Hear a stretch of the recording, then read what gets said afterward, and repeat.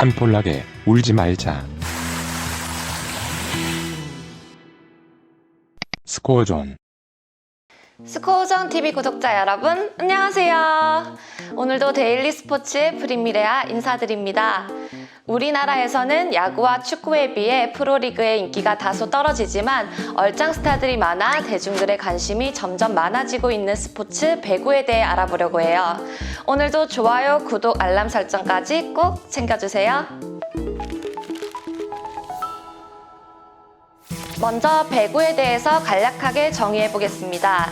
배구는 토스와 리시브, 스파이크 등과 같은 기술을 이용해 두 팀 간의 네트를 사이에 두고 벌이는 구기 스포츠로 볼을 바닥에 떨어뜨리지 않고 서로 쳐서 상대방의 팀의 코트에 떨어지게 하는 경기입니다. 한 팀은 공을 3번 접촉한 뒤에는 반드시 네트 너머로 되돌려 보내야 한다는 기본 규칙을 가지고 있습니다. 배구의 역사는 1895년으로 거슬러 올라갑니다. 미국 매사추세츠주 홀리오크시에 있는 YMCA 체육 지도사 윌리엄 G. 모건이 처음 고안했으며 운동량이 그다지 심하지 않고 여러 사람이 함께 즐길 수 있는 경기를 목표로 개발했습니다. 1896년 스프링필드에서 최초의 공개 시합이 개최됐는데요.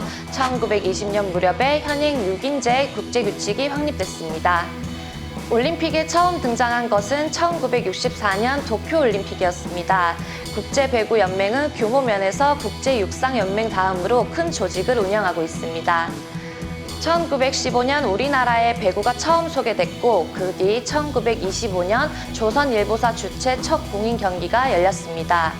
1945년 조선배구협회가 발족된 이후 아시안게임, 올림픽에 출전하며 메달권에 오르는 등 꾸준히 국제적인 수준을 이어가고 있습니다. 국제적 공인 규칙인 6인제 코트는 남녀 모두 가로 9m, 세로 18m의 코트입니다. 코트 중앙에는 코트를 둘로 나누는 센터라인이, 그 센터라인에서 각각의 엔드라인 쪽으로 3m 떨어진 곳에는 어택라인이 있습니다.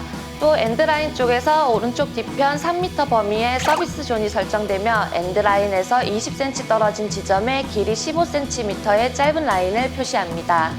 이들 라인은 모두 너비 50cm 정도이며 길이는 너비 5cm의 라인 바깥쪽에서 다른 라인 바깥쪽까지를 말합니다. 센터 라인은 게임 중에 상대편 선수가 넘어와 부딪히거나 발에 부상 입는 것을 예방하기 위한 것이고 어택 라인은 규칙으로 정해져 있는 후위 공격수가 어택 라인을 넘어 네트 부근 지역에서 공격하거나 블로킹하는 등의 동작을 방지하기 위해 설정된 것입니다. 9인제 코트는 연령, 성별에 따라 크기가 다르며 6인제와 달리 센터 라인, 어택 라인, 서비스 존 라인은 긋지 않습니다. 네트의 높이는 남자 대양 및 일반이 2.43m, 여자 대양 및 일반이 2.24m로 국제 규칙을 따르며 네트의 높이는 양 끝이 수평을 이루고 사이드 라인 바로 윗부분에 바닥과 수직으로 너비 5cm의 흰 천과 안테나를 설치합니다. 국제 규칙상 코트의 사이드 라인과 엔드 라인 바깥쪽 2m 이내에는 심판대 이외에 어떠한 장애물도 있어서는 안 됩니다. 코트 바닥에서 천장까지의 높이는 최저 7m, 가능하면 12m 이상을 권장하고 있습니다. 볼의 경우 남녀 일반, 남녀 고교 모두 똑같은 것을 사용하는데요.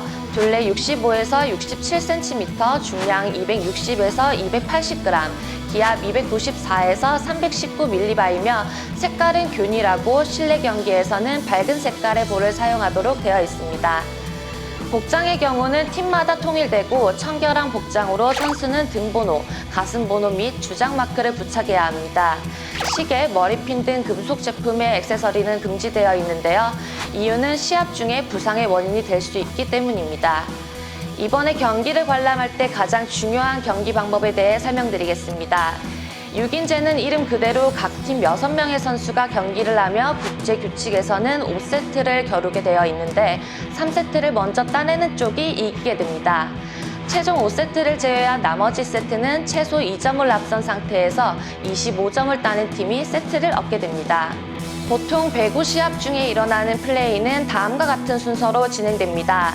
서브 리시브, 토스, 스파이크로 서브 측에 넘어오고 블로킹, 리시브, 2단 토스, 스파이크로 볼을 다시 넘기면 계속해서 상대편이 리시브, 토스, 스파이크로 응수하는 행위가 반복되며 이 과정의 여러 가지 규칙과 그 결과에 따라 득실점이 결정됩니다. 배구 경기에 있어서 랠리는 서버에 의해 서비스가 행해지는 순간에서부터 볼이 아웃 오브 플레이가 될 때까지 경기 동작의 연속입니다. 서브 한 팀이 랠리에서 이기게 되면 한 점을 획득하게 되고 서브는 계속됩니다. 리시브 한 팀이 랠리에서 이기게 되면 한 점을 획득하게 되고 서브를 하게 됩니다. 24대 24 동점을 이룬 경기는 2점의 리드가 이루어질 때까지 계속되고 경기는 3세트를 이긴 팀이 승리하며 세트가 2대2 동점인 경우 최종 세트는 최소 2점을 앞선 상태에서 끝나는 15점제로 경기하게 됩니다. 서브를 시작하는 팀은 앞줄 3명, 뒷줄 3명으로 자리하고 있는 선수들이 시계바늘 방향으로 한 자리씩 이동합니다. 이때 서브는 반드시 앞줄 오른쪽에서 뒷줄 오른쪽으로 옮겨온 선수가 넣어야 하며 서브는 한 번뿐이고 실패하면 상대편에게 서브건이 넘어갑니다. 다음은 경기 중에 자주 일어나는 배구의 주요 반칙에 대해서 살펴보겠습니다. 터치네트란 플레이 도중에 선수의 몸이나 의복 등이 네트에 닿는 경우를 말합니다. 드리블은 블로커와 상대편으로부터 넘어온 제1구째의 볼을 동일한 동작 안에서 2회 닿는 경우를 제외하고 한 명의 선수가 2회 계속해서 볼에 닿는 경우를 말합니다. 오버타임은 3회 이내에 패스 또는 스파이크로 상대 코트에 볼을 넣어야 하는데 그 횟수 이상 볼과 닿는 경우를 말하며 이때 블로킹으로 생긴 최초 접촉은 포함하지 않습니다. 홀딩은 볼을 잡고 있거나 안고 있거나 하는 경우를 말하며 오버네트는 블로킹 외에 네트 위로 손이 넘어와 상대편 코트에 있는 볼과 닿는 모든 경우를 가리킵니다. 패싱 더 센터라인은 플레이 중에 센터라인을 벗어나는 경우, 페니트레이션 폴트는 서브 때 선수가 로테이션을 따라 정해진 위치에 있지 않거나 랠리 중에 후위 선수가 어택 라인을 넘어 네트 위에서 공격한 경우를 말합니다. 오늘은 배구 역사, 경기 방법 등에 대해서 자세히 알아봤습니다. 대한민국 프로 배구 리그에 많은 관심 기울여 주시고 스코어존에서 제공하는 경기 정보도 함께 살펴보세요. 알면 알수록 더 재밌는 스포츠 세계. 오늘도 스코어존 TV와 함께 했는데요. 여기서 마무리하며 저는 내일 또 여러분들을 만나러 올게요. 시청해 주셔서 감사합니다.